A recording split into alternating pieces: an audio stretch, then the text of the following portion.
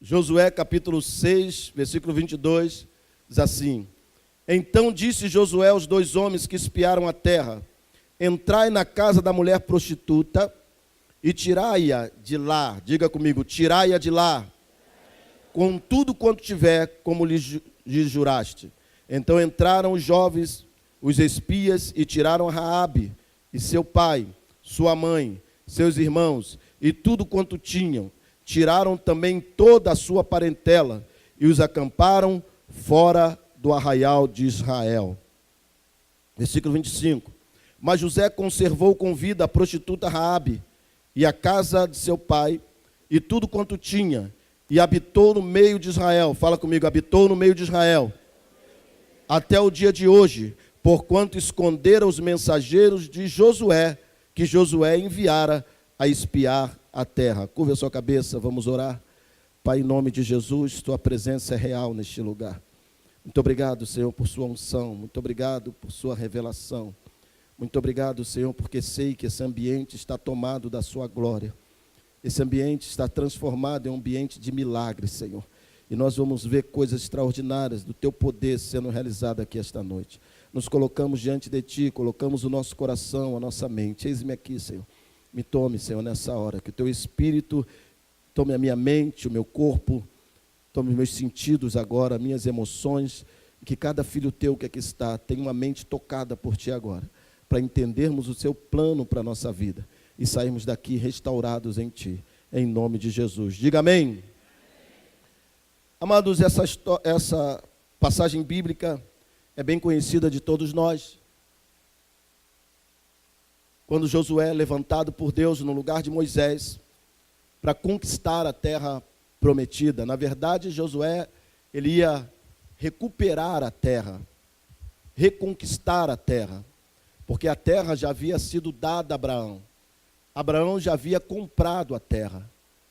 Mas o povo de Israel, descendente de Abraão, foram para o Egito e ficaram 400 anos no Egito. E quando Israel estava no Egito, a terra foi invadida por vários povos chamados de cananeus. Esses povos se estabeleceram na terra, fizeram fortalezas, construíram cidades, cresceram e se multiplicaram na terra. Mas a palavra deixa claro que era um povo que não era temente a Deus.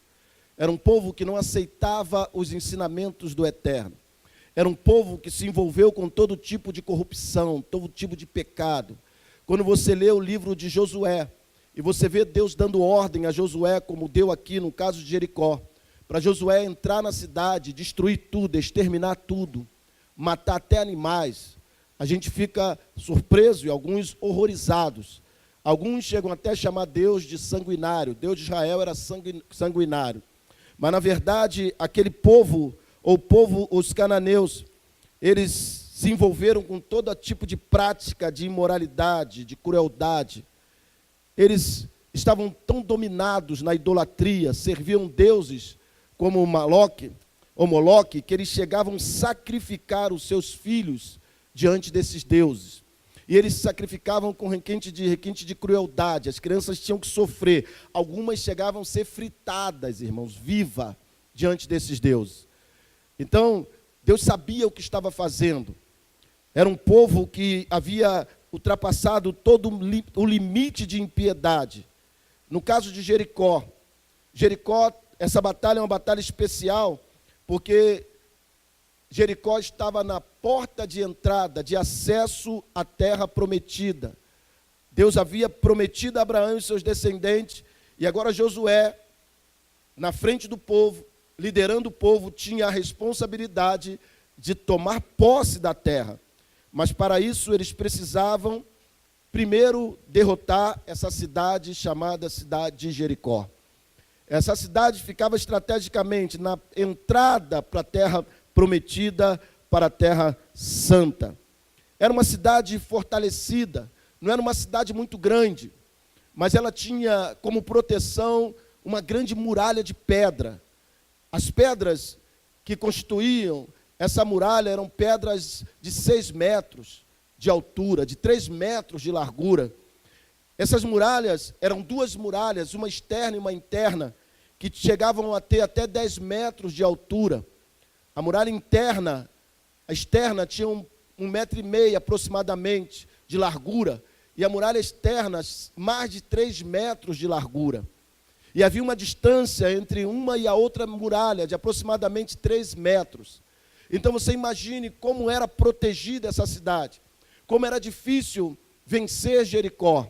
As cidades daquela época, a maioria delas eram cercadas por muros, para proteger de ataques inimigos. Então, as muralhas eram uma proteção, era uma garantia de vitória contra os inimigos. E a nação de Israel não estava capacitada, não tinha armamentos, não tinha ferramentas adequadas, não tinha um armamento que lhe desse condição de derrotar Jericó. Josué, agora acampado em Sitim, ele reúne espias, separa 2 homens e manda ir até Jericó para fazer um levantamento de como era a cidade, para fazer um estudo, para saber como eles iriam entrar na cidade, invadir a cidade.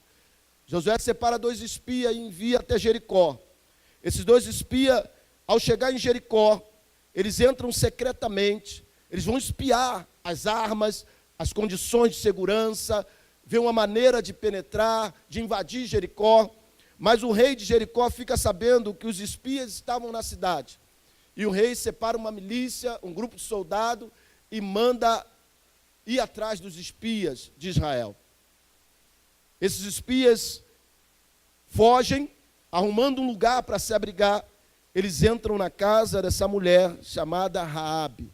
Raabe, ela pertencia aos cananeus, ela morava em Jericó, e a Bíblia diz que ela era uma mulher prostituta, que morava numa posição estratégica, pois a casa dela ficava acima do muro, mas na verdade a gente entende que ela ficava entre os 2 muros, porque construíam casas e fortalezas nos muros e entre os muros, e Raabe, como era prostituta, precisava ter uma casa num lugar privilegiado, apesar de não ser uma casa luxuosa, porque quem construía junto ao muro, geralmente eram pessoas sem muitos recursos, mas era um lugar de fácil acesso, era um lugar onde os estrangeiros podiam entrar com facilidade e sair.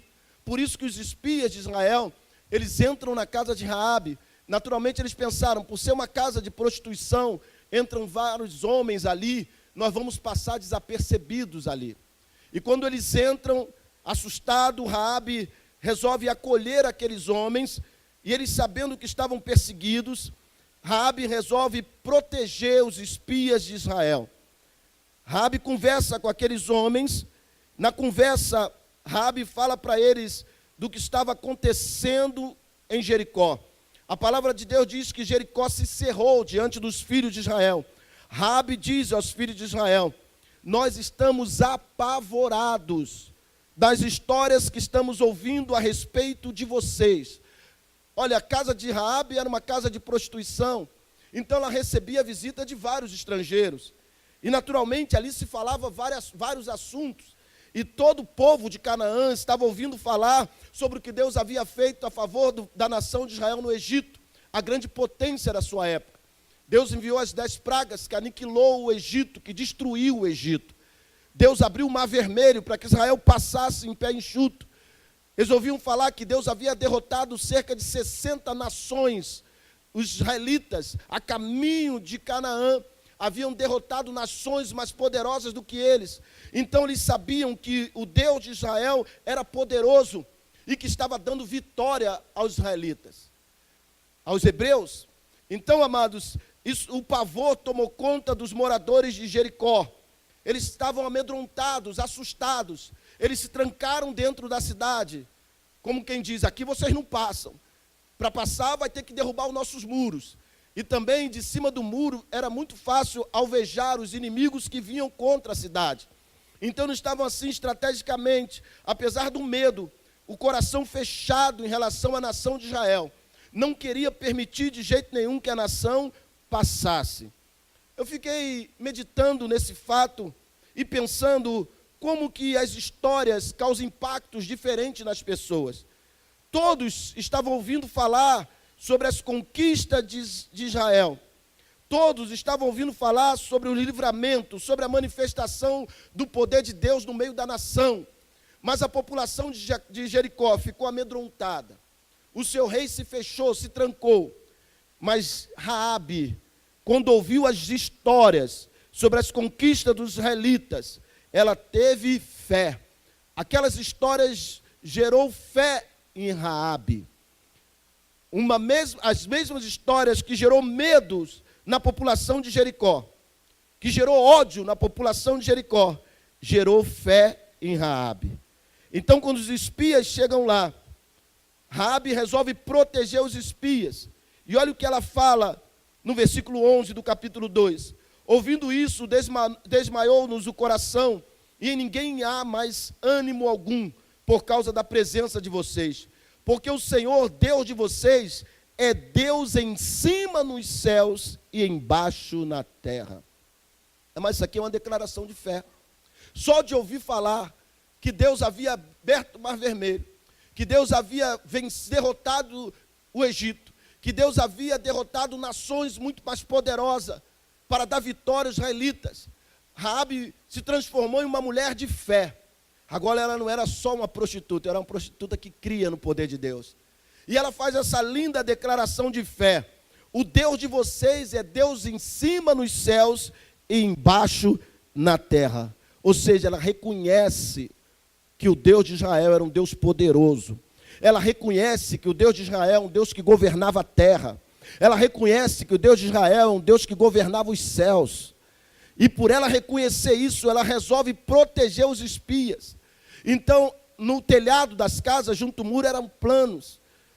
E na casa de Raabe, eles colocavam ali tecidos para secar.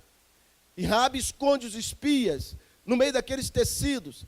E quando os soldados chegam procurando, cadê os israelitas que entraram aqui? Raabe diz, olha, eles realmente entraram e já saíram. Foram embora. E se vocês correrem, forem atrás deles, vocês vão alcançar.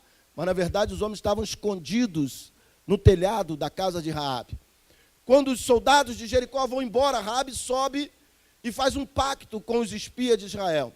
Raabe diz assim, do mesmo jeito que eu protegi vocês, eu quero proteção. Eu sei que o teu Deus vai vencer Jericó, porque venceu o Egito, porque venceu outros povos. Eu sei que o Deus de vocês é poderoso. Eu só peço que quando vocês vierem contra Jericó, que vocês poupem a minha vida e a vida da minha família. Eu peço isso a vocês, prometam a mim, jurem pelos deuses de vocês, que vocês vão proteger a mim e a minha casa. Aí os israelitas disseram para ela, faz o seguinte, coloque um fio de escarlata, um vermelho bem forte. Se vindo nós, a terra, quando viermos atacar Jericó, coloca um fio de escarlata na tua janela, num lugar visível. Em todas as pessoas que estiverem contigo na sua casa, seu pai, sua mãe, seus irmãos, todos os seus familiares, será poupado. Diga glória a Deus. Josué, preocupado, atravessa o Rio Jordão, chega num lugar chamado Gilgal. E ali em Gilgal, Josué levanta e fica sozinho. Josué sabia que estava diante de um grande desafio, que vencer Jericó não seria muito fácil. Assim como nós ficamos como líder, várias vezes, quando estamos diante de um desafio, quando temos que avançar e levar o povo à conquista, a avançar, mas sabemos que diante de nós há um grande desafio. Perdemos o sono várias vezes, buscamos ouvir o Senhor. Então imagina Josué naquele conflito, diante do desafio, tinha uma promessa de Deus, Deus o havia levantado, mas diante dele tinha uma muralha extraordinária, tremenda, poderosa, que ele tinha que vencer. Diante dele tinha uma barreira, para ele tomar posse da vitória, ele precisava vencer aquela barreira, precisava vencer Jericó. Josué vai para um lugar e fica sozinho. De repente aparece na frente dele, perto dele, um varão. E ele grita, você é dos nossos ou dos nossos inimigos? Ele não conhece o varão. Era uma figura desconhecida. E ele pergunta, você é dos nossos ou dos nossos inimigos? E aí o anjo que estava perto dele, que segundo a palavra era o anjo do Senhor, diz para ele, não responde, mas diz para ele, Eu sou príncipe do exército do Senhor e acabo de chegar. Diz aleluias. Acabo de chegar. Eu quero dizer que quando Deus te manda, te dá um comando e te envia, Ele vai contigo. Ainda que seja muito grande o desafio, ainda que você tenha uma barreira entre você e a promessa, Deus está contigo. É isso que esse anjo, que segundo alguns teólogos, era o próprio Jesus pré-encarnado, chega para Josué e diz assim: eu sou príncipe do exército do Senhor e acabo de chegar. Josué se prostra diante dele. E ele começa a dar instrução a Josué. Ele diz assim: olha, faça o seguinte, Josué, prepare os sacerdotes, 7 sacerdotes. Quantos sacerdotes? 7 sacerdotes. Pega 7 sacerdotes e pega a arca. Esses sacerdotes vão pegar 7 trombetas e vocês vão caminhar até Jericó durante 7 dias. Quantos dias? Jericó ficava mais ou menos uma distância de 1,5 km de Gilgal. Eles teriam que fazer essa caminhada durante 7 dias, ir até Jericó, levando a arca, levando os soldados na frente, a arca, e os sacerdotes com as cornetas, com o chifre de carneiro, uma corneta parecida com essa aqui, que nós trouxemos de Israel. Eles usavam essa corneta para convocação, para abertura das reuniões e para profetizar. Então, os sacerdotes deveriam apanhar 7 cornetas como essa. 7 sacerdotes. E ir junto com o povo até Jericó durante 7 dias. Foi a ordem do anjo do Senhor. E o anjo disse: no 7º dia, nos 6 dias vocês vão até lá e voltam. Vão até lá, rodeiam a cidade e voltam. Mas no 7º dia, os sacerdotes vão tocar a trombeta. Quando os sacerdotes tocarem as trombetas, o povo vai gritar. Tem gente que não gosta de grito, né? Faça barulho para Jesus. O povo vai gritar. A Bíblia diz que quando você grita, você manda uma mensagem para o mundo espiritual, que todo som tem uma leitura no mundo espiritual. Então o povo vai gritar, e Deus vai dar vitória a vocês sobre Jericó. Eu fico imaginando por que Deus deu essa estratégia: 7 dias, 7 trombetas, 7 sacerdotes, caminhar com a arca. Por que Deus não chegou e fez logo o que tinha que fazer? Talvez você tenha essa dúvida no seu coração. Quem sabe você está esperando uma promessa. Quem sabe Deus te deu tem um desafio diante de você. Deus já falou que é contigo, você vai conquistar. Mas a coisa não acontece. Eu quero dizer que Deus está te preparando para essa vitória. Esse tempo de ir lá e voltar, Deus estava trabalhando no povo. Deus estava trabalhando no coração da nação. Estava mostrando à nação que a vitória seria dele. Estava mostrando à nação que ele, Deus, era com o povo. Como foi com Moisés, ele ainda era com o povo. E ele era com Josué. Deus estava trabalhando na fé. E eu quero dizer que Deus está trabalhando na tua vida para a vitória. Você que acha que está demorando, tem o tempo certo e o momento. Essa barreira vai cair na tua frente. A porta vai ser aberta. E você vai viver os milagres que Deus já prometeu e já fez, já realizou no mundo espiritual.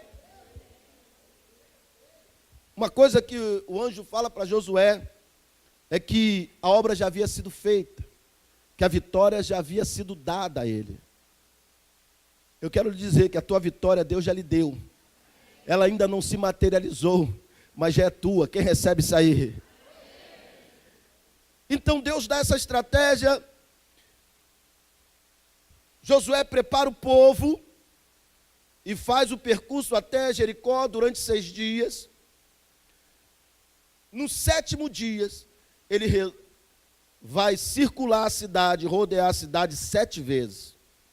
O número 7 é um número interessante na Bíblia. 7 dias Deus criou todas as coisas, fala da completude de Deus. Deus já havia dado Jericó na mão de Josué. Mas o povo precisava agir na direção da conquista. Fala para o teu irmão aí, Deus já te deu a conquista. mas você precisa agir na direção da sua conquista. Agora, essa ação não é uma ação aleatória. Você vai agir de acordo com a revelação de Deus. Está me entendendo, irmão? Você vai agir de acordo com a estratégia de Deus. Tem muita gente que perde a vitória porque não age de acordo com a promessa, com a revelação, não age de acordo com a estratégia de Deus. Querem facilitar, criar sua própria rota, fazer seu próprio caminho. Deus tem seus princípios e Ele nos revela, e nós precisamos nos enquadrarmos nos princípios de Deus para vivermos a vitória que Ele tem para a nossa vida. Então a ordem era ir lá e circular 7 vezes, depois gritar. Isso deveria ser feito. Deus estava assim, tratando aquele povo. Uma das coisas que Deus também estava movendo, tratando no coração deles, era a autossuficiência. Era achar, olha, nós somos poderosos, ninguém pode contra nós, ninguém pode nos derrotar. Deus queria mostrar para Israel que toda a vitória dele vinha dele, que o Senhor é que dá vitória ao seu povo. Era o Deus que prometeu, que estava no meio do povo, que estava levando eles à conquista, a viver a vitória. Então Deus estava quebrando o orgulho, quebrando a autossuficiência. Quantas das vezes tem gente que Deus demora, Deus trabalha para quebrar o orgulho, a autossuficiência, para quando a vitória chegar, você ficar sabendo de onde veio a tua vitória, quem verdadeiramente te abençoou e fez esse milagre na sua vida. E aí eles foram. Depois de 7 voltas, os sacerdotes tocaram a corneta.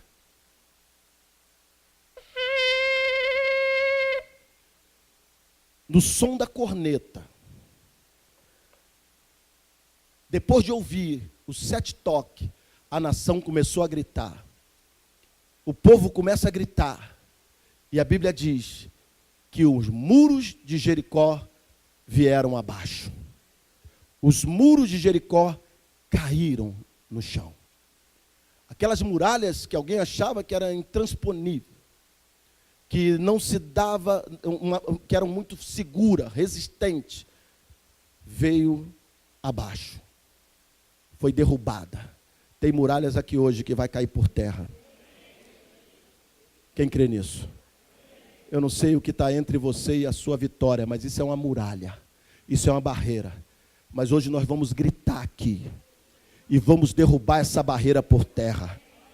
Quem crê nisso aí? Qual é a barreira que está entre você e a promessa que Deus lhe deu? Qual a barreira que está entre você e o sonho que Deus colocou no teu coração de futuro? Qual a barreira que está entre você e a conquista que Deus colocou no teu coração? Qual é a barreira? Hoje Deus vai colocar essa barreira por terra, diga aleluias. A cidade foi destruída, o povo foi morto, Deus mandou exterminar todo mundo, e eu já disse por quê. Elimina tudo, mas lá estava o cordão de escarlata, na janela de Raabe. O muro, a casa de Raabe era colada no muro, e o muro foi destruído, mas a casa de Raabe permaneceu de pé. Todos que estavam dentro da casa de Raabe foram protegidos. Josué amaldiçoou Jericó. Josué diz: maldito o homem que tentar reerguer, reedificar essa cidade. Josué libera essa maldição mais ou menos há 1400 anos antes de Cristo. No ano de 1800 anos antes de Cristo, no reinado de Acabe, está lá em 1 Reis, versículo, capítulo 16, 34, se você quiser estudar em casa. Um homem resolve reedificar essa cidade. Um homem chamado Hiel começa a reedificar Jericó. Quando ele começa os trabalhos, seu filho mais velho morre. Quando ele termina e bota a última porta, o seu filho mais novo morre. Havia uma maldição instalada naquela cidade. Eu, quando fui a Israel, eu fui visitar o sítio arqueológico, onde estão as muralhas de Jericó. E eu fiquei espantado com aquilo que eu vi. Fizeram uma rampa sobre a escavação, tipo uma passarela, essas que atravessam as avenidas. E você pode andar ali por cima e olhar a escavação lá embaixo. E quando você anda naquelas rampas e olha a escavação, você olha aquelas pedras amontoadas lá embaixo. Você olha o tamanho das pedras. Você olha as pedras como um montouro. E você imagine que elas eram umas sobre as outras, ligadas por argamassa, que protegiam a cidade de Jericó. E você olha aquelas pedras ali, de cima daquelas passarelas, você diz assim, glória a Deus. O Deus de Israel é um Deus poderoso. Arqueólogos, há muitos anos, escavaram o lugar, e Deus provando a realidade daquilo que ele escreveu, daquilo que está relatado em sua palavra. Mas o que eu quero chamar a sua atenção aqui hoje é o que aconteceu com a casa de Raabe. O livramento que Deus deu a Raabe e a sua família. Primeira coisa que eu quero que você entenda, que esse livramento veio por causa da fé. Por causa de quê? Raabe, ela não fazia parte do povo hebreu. Raabe, ela tinha uma outra cultura. Raabe estava no meio de um povo idólatra, numa cultura idólatra. Raabe estava no meio de uma cultura de sacrifício de crianças, de imoralidade, de cultos imorais. Raabe estava no meio de uma cultura que não conhecia o verdadeiro Deus. Mas quando ela ouve falar sobre o poder de Deus, aquilo gerou fé no coração de Raabe. Raabe sentiu, foi uma fé que foi crescendo nela. E por causa da fé, ela protege os espias. Mas por causa da fé, ela recebeu um grande livramento. Por causa da fé de Raabe.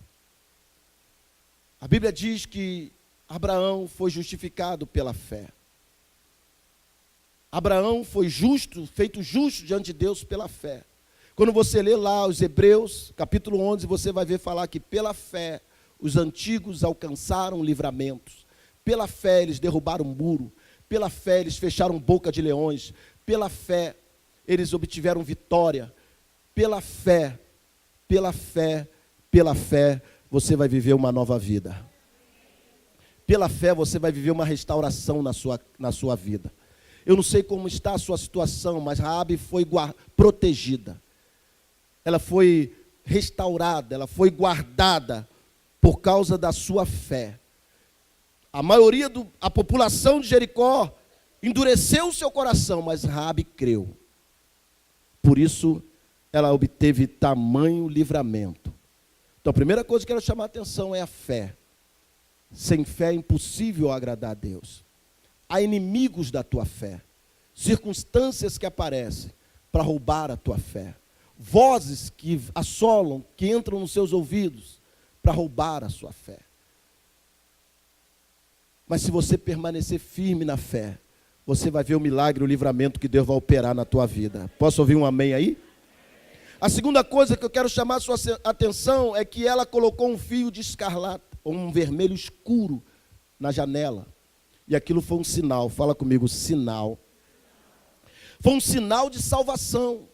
E não foi por acaso que ela colocou um fio de escarlata vermelho na janela. Não. Porque o vermelho nos lembra o sangue.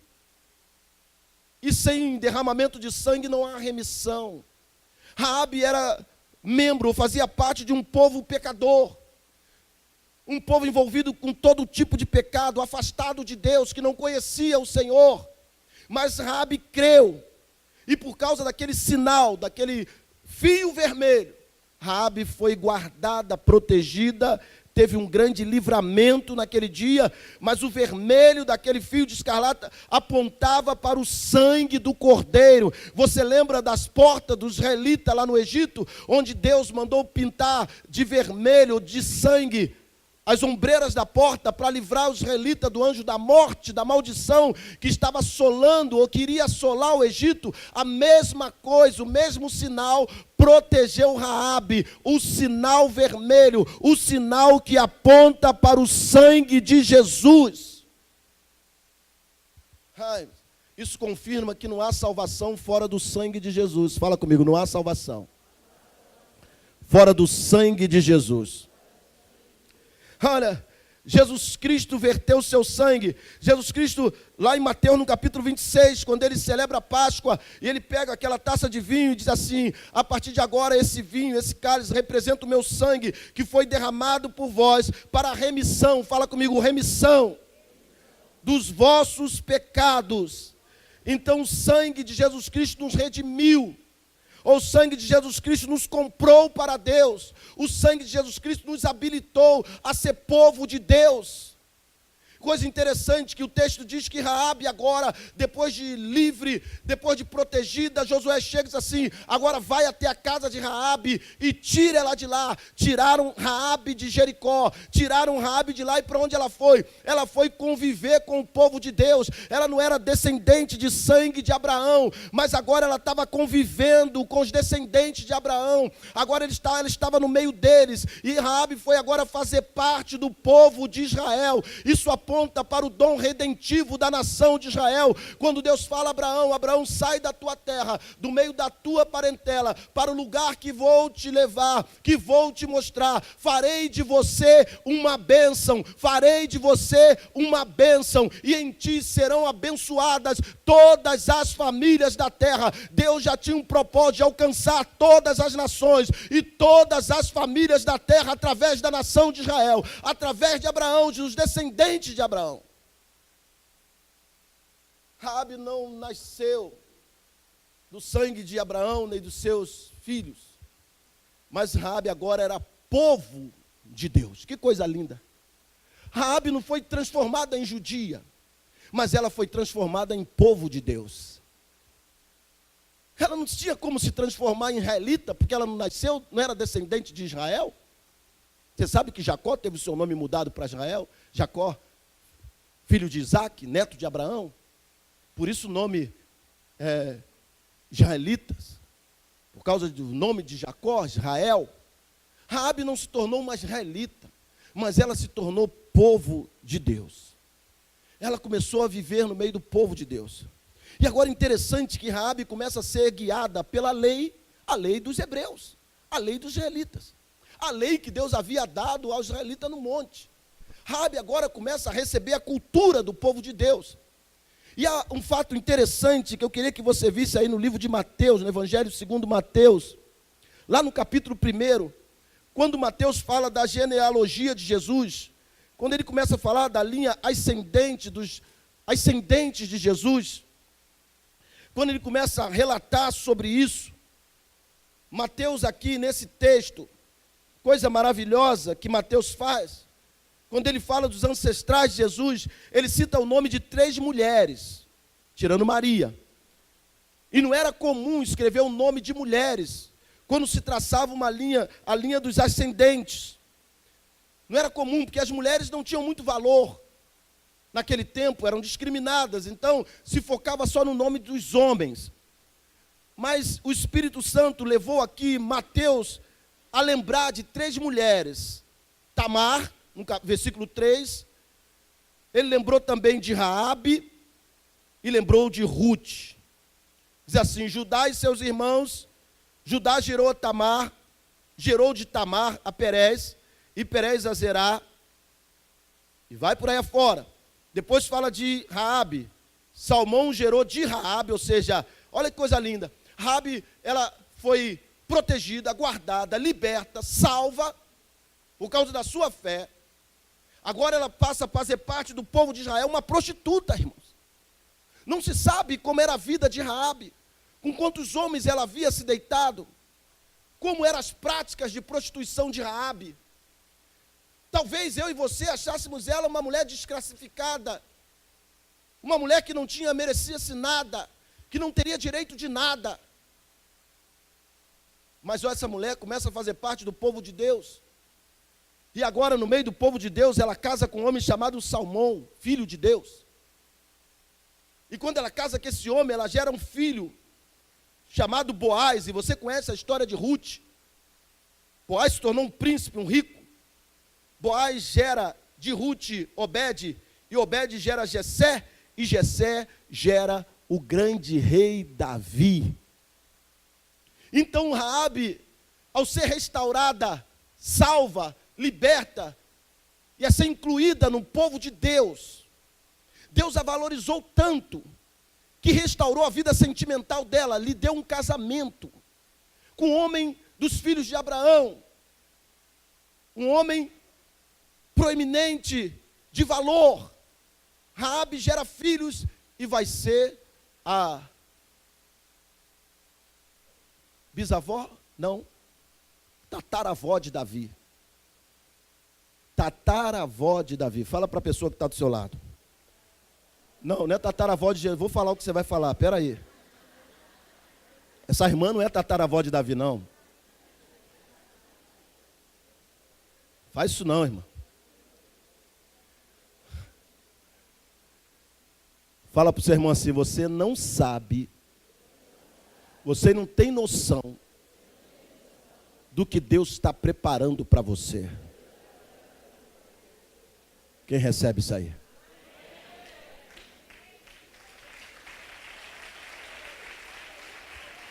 Raabe não tinha noção do nível de restauração que Deus ia fazer na vida dela. Ela não tinha noção. Olha, eu quero dizer para você, se alguém te desclassificou, se alguém disse que para você não tinha mais jeito, se alguém disse que nada de novo ou de bom poderia acontecer na sua vida, desmente isso, porque Jesus morreu para te salvar. E a salvação implica todas as áreas da sua vida. A salvação de Jesus é para todas as áreas, ela vai atingir sua vida espiritual, sua vida eterna. A salvação de Jesus vai atingir sua vida física, sua vida emocional, sua vida familiar, sua vida financeira, sua vida presente, sua vida futura. Quem crê nisso, dê um glória a Jesus aí. Aleluias.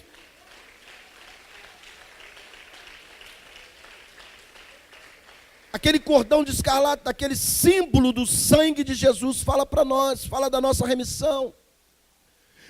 Interessante que quando somos redimidos, o nosso pecado é apagado. Olha para cá. A remissão fala de pecados apagados.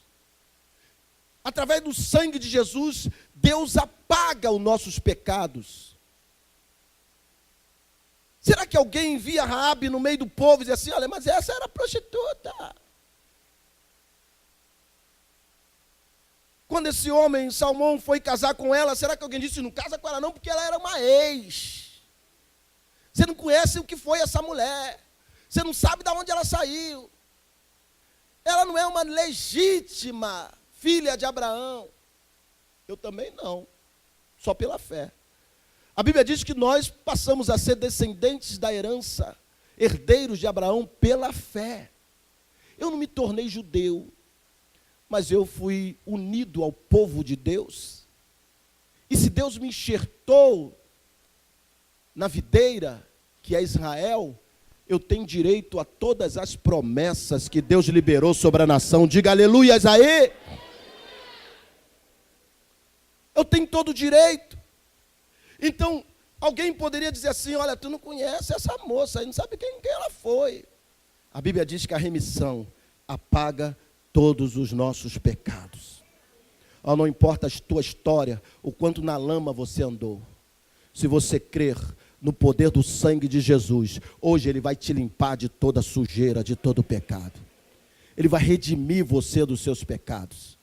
Então a remissão não fala só de apagar os nossos pecados, mas a remissão diz que através do sangue de Jesus, Deus não só apaga, mas Ele tira toda a herança do pecado da nossa vida, Ele anula toda a herança de pecado. Havia uma maldição lançada sobre Jericó, mas sobre a vida de Raabe entrou a bênção. Havia um decreto de morte, de falência, de destruição em Jericó, mas sobre a vida de Raabe entrou o sucesso, a realização, a paz, a harmonia, a restauração. Eu quero dizer que talvez houvesse sobre a tua vida uma maldição lançada, sobre a tua família, sobre a sua história, mas pela fé no sangue de Jesus, vai e vir a bênção sobre a sua vida, uma bênção de restauração de vida, assim como entrou na vida de Raabe. e a maldição foi arrancada. Então o pecado, ele joga fora a remissão, o sangue de Jesus, ele tira toda a herança do pecado. A herança do pecado não é o pecado original. Porque uma criança, quando nasce, ela não tem pecado. Muitas das vezes a gente acha que a criança herdou, quando a Bíblia fala do pecado, a gente chama de pecado herdado, pecado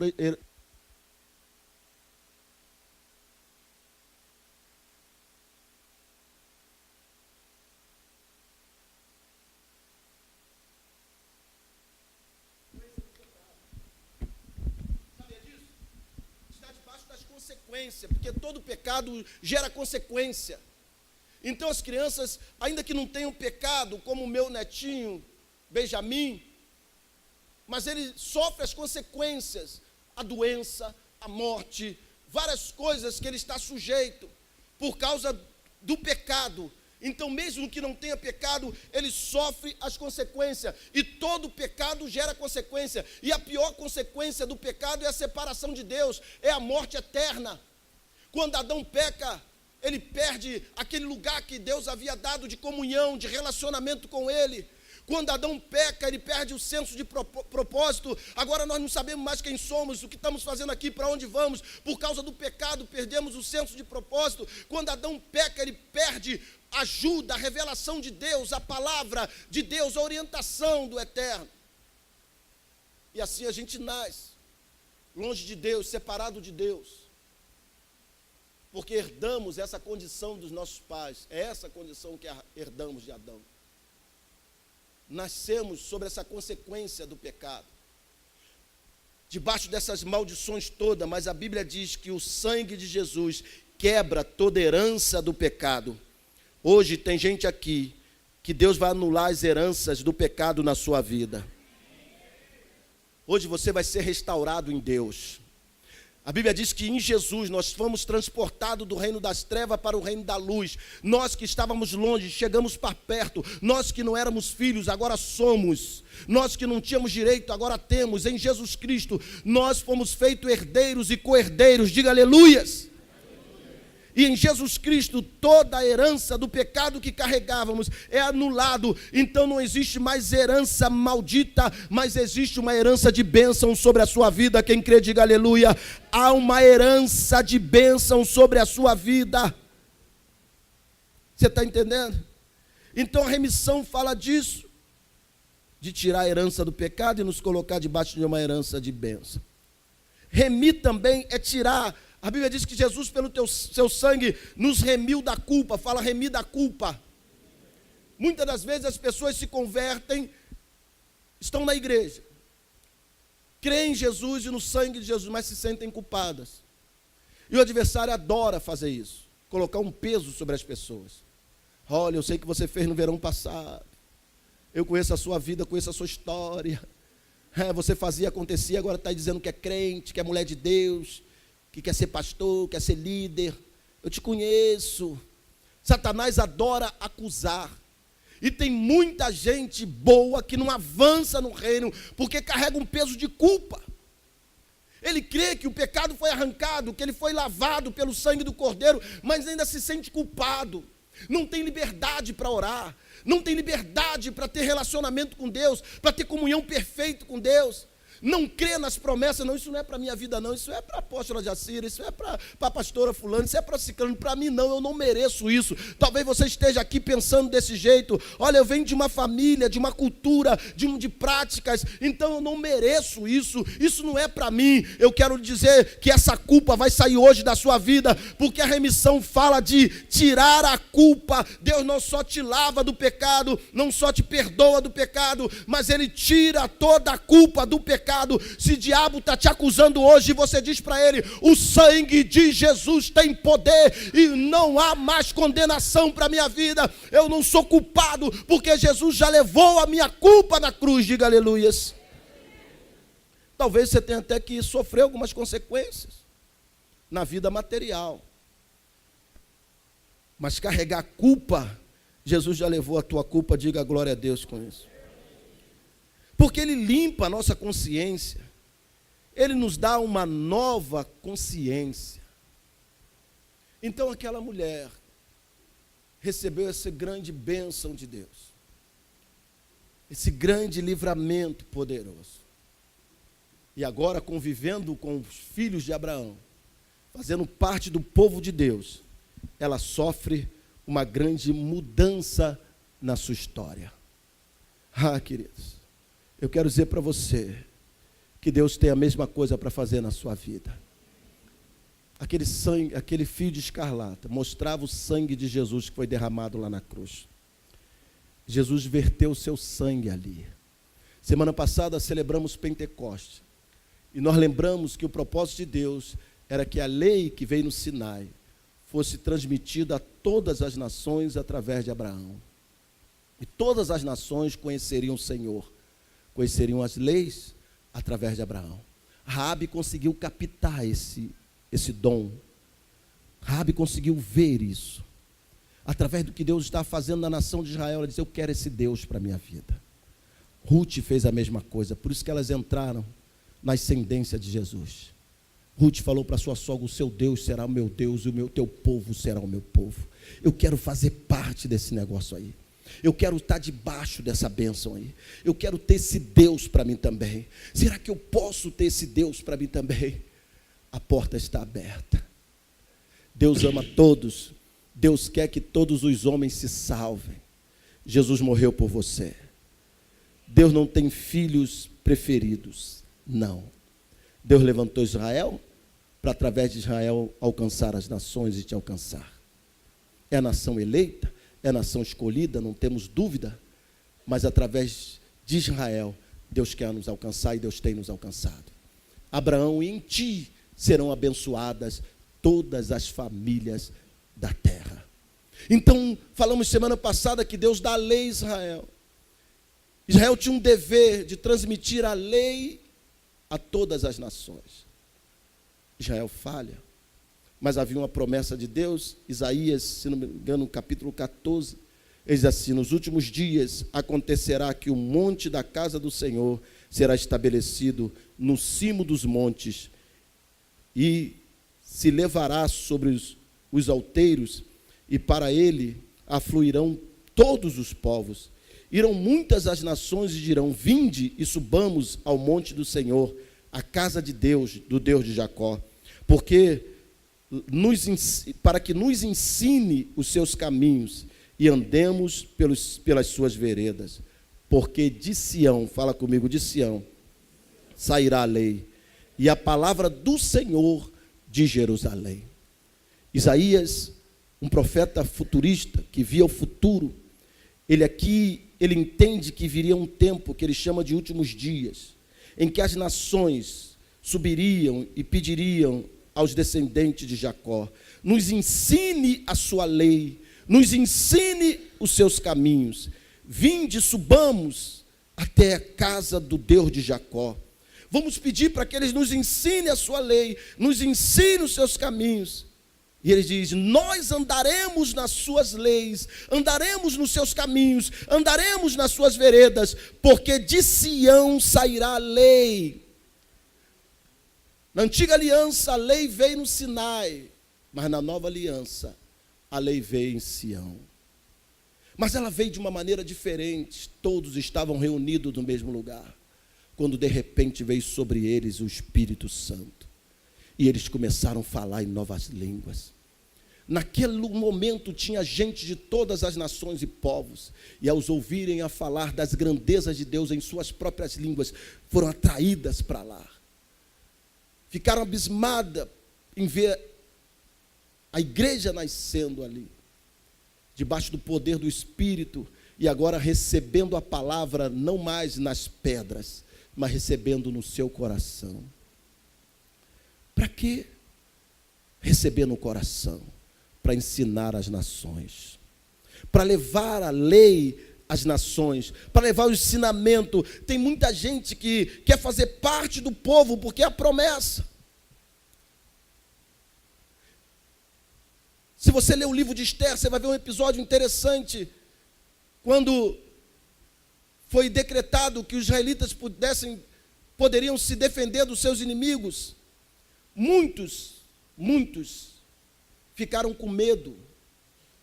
E aí, por causa do medo, disseram assim: não, nós também somos judeus. Também fazemos parte desse povo, também somos judeus para não serem mortos. Mas não deixaram que a lei entrasse no seu coração. Olha o que eu vou te dizer aqui agora, olha para mim. Não adianta você vir para a igreja e querer fazer parte do povo de Deus só para ser livre de alguma coisa, só para não ir para o inferno, só para ser abençoado. Você tem que receber o ensinamento de Sião. É isso que faz a diferença na vida das pessoas.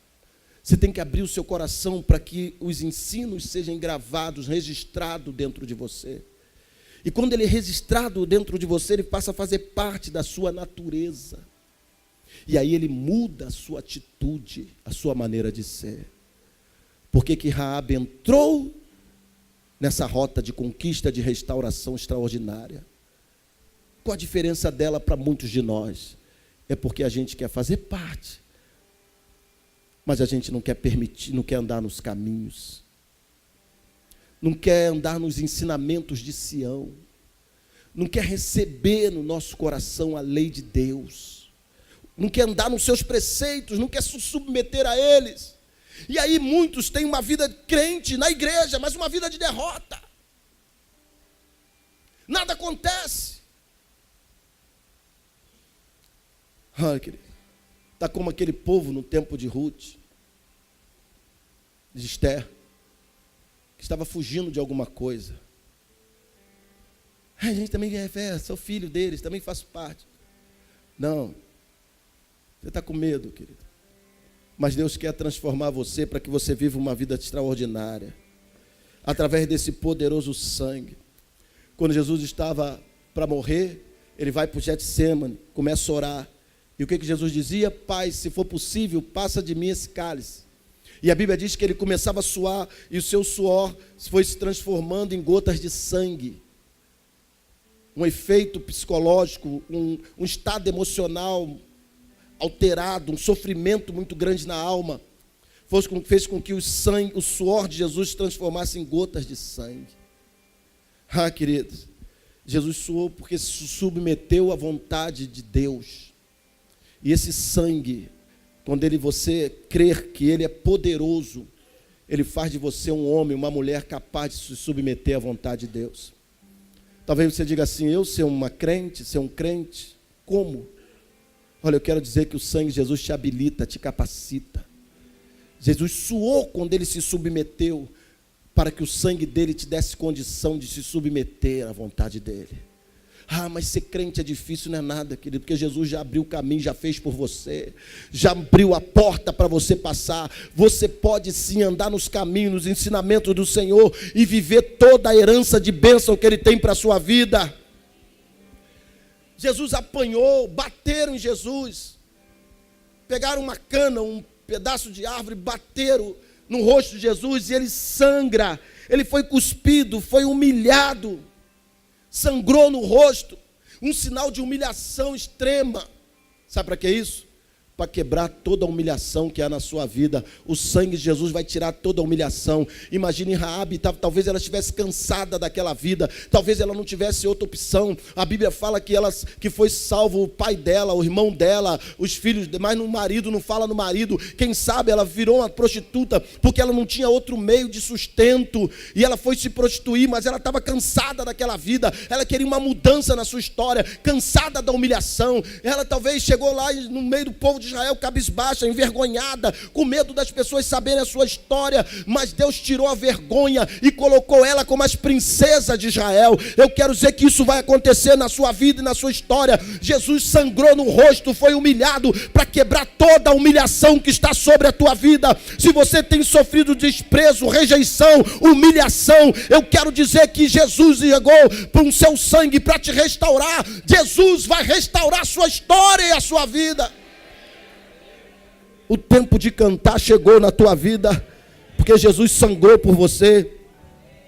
Jesus teve a sua barba arrancada, E quando arrancaram a barba de Jesus, sangrou o rosto. A barba é um sinal de sacerdócio. E sacerdócio é aquele que se aproxima de Deus. Talvez você diga, eu não sou digno de ter comunhão, relacionamento com Deus. Como Deus vai me ouvir? Como eu vou ter comunhão com Deus, ouvir Deus, me relacionar com Ele? Como eu vou ser transformado num sacerdote? Mas Deus está te dizendo, meu amigo homem que está aqui, Jesus sangrou no rosto para transformar você sacerdote da sua casa. Assim como Josué teve estratégia, Deus vai te dar a estratégia para você vencer as barreiras, a dificuldade no meio da tua casa. Deus vai te dar a estratégia para você saber a forma com que Satanás está trabalhando na tua família e destruindo. Deus vai te dar habilidade para que você seja um homem vitorioso e conduza a sua família à vitória. O sangue da barba de Jesus é um sangue que te habilita para ser transformado em um sacerdote. Diga glória a Deus, aleluias.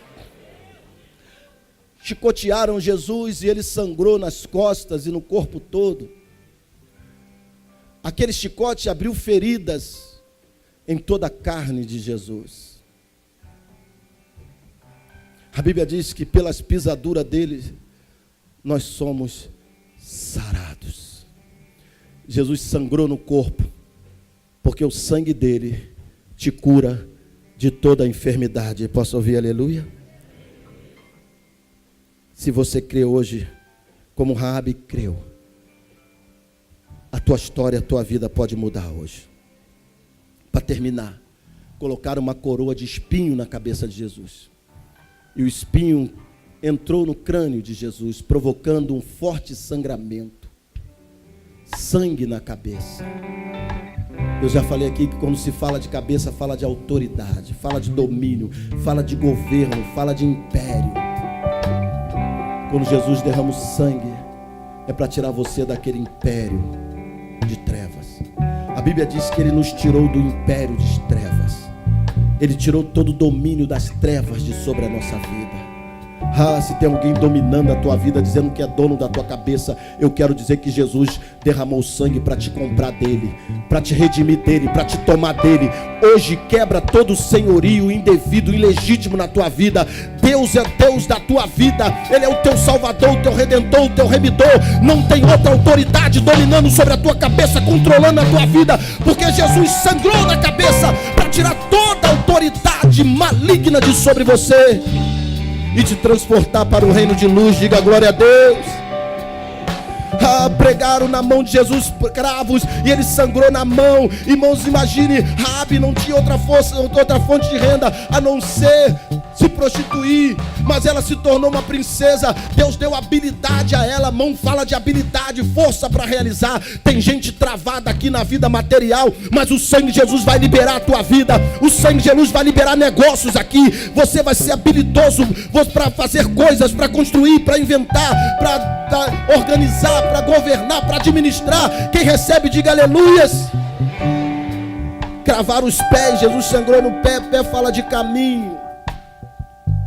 Jesus vai mudar a sua rota. Não, você não entendeu. Jesus vai mudar a sua rota. Se coloque de pé, se coloque de pé. Jesus vai mudar a sua rota.